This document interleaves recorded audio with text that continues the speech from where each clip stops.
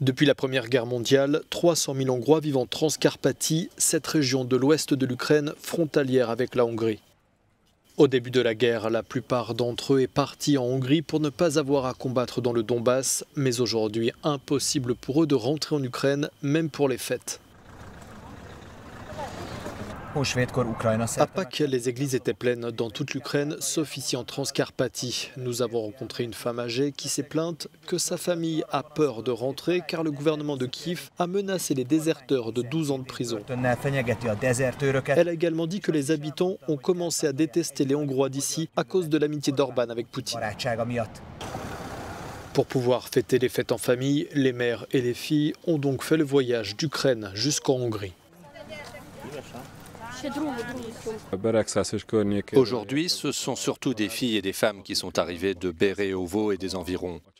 Ce sont les familles des pères et des garçons qui ont fui la guerre. Et ils ne se sont pas revus depuis des jours, voire de longues semaines. Ces fêtes sont une bonne occasion pour des retrouvailles.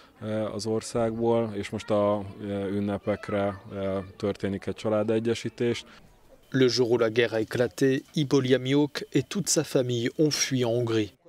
Cette mère a finalement dû retourner en Ukraine pour veiller sur leur maison. Le 24 février au matin, mon fils m'a réveillé et m'a dit que je devais vite faire mes bagages. Son ami qui étudiait à Kiev lui a dit que les Russes avaient attaqué la capitale et qu'il fallait partir immédiatement en Hongrie.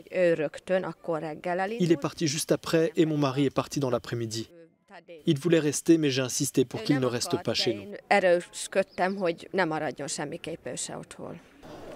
Une fois les fêtes de Pâques passées, ces familles vont une nouvelle fois devoir se séparer.